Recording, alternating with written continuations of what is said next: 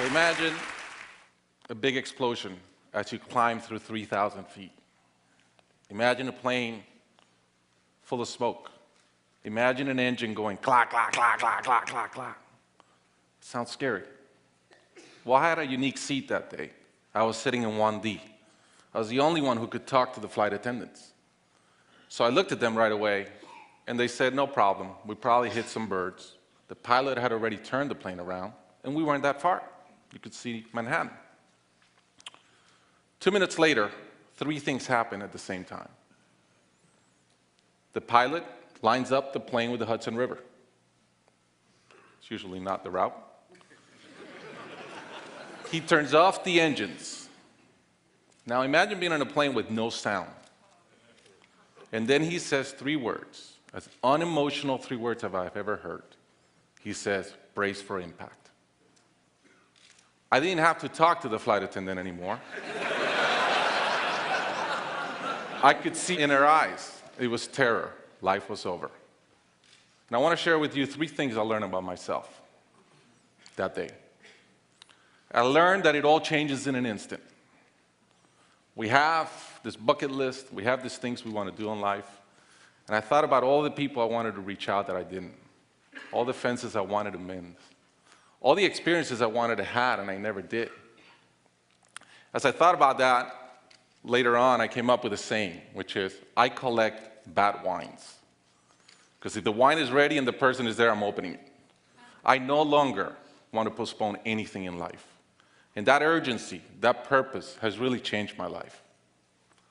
The second thing I learned that day, and this is as we clear the George Washington Bridge, which was by not a lot, I thought about, wow, I really feel one real regret. I've lived a good life.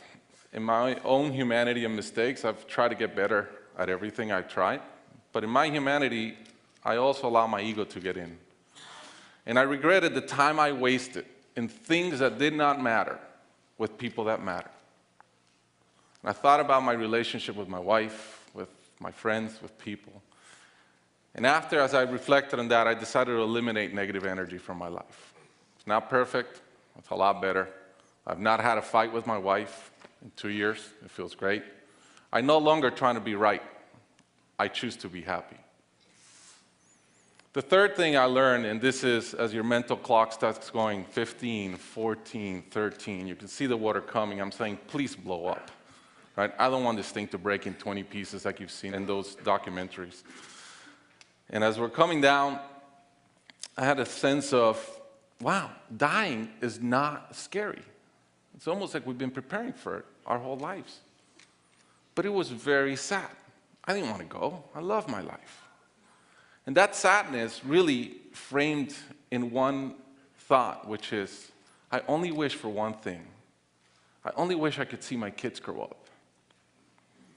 About a month later, I was in a performance by my daughter, first grader, not much artistic talent, yet.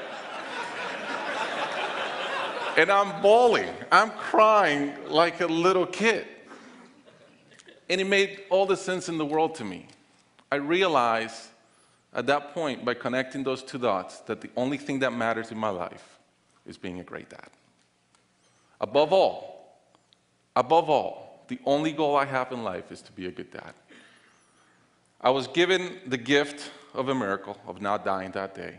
I was given another gift, which was to be able to see into the future and come back and live differently. I challenge you guys that are flying today. Imagine the same thing happens on your plane, and please don't. But imagine, and how would you change? What would you get done that you're waiting to get done because you think you'll be here forever? How would you change your relationships and the negative energy in them? And more than anything, are you being the best parent you can? Thank you.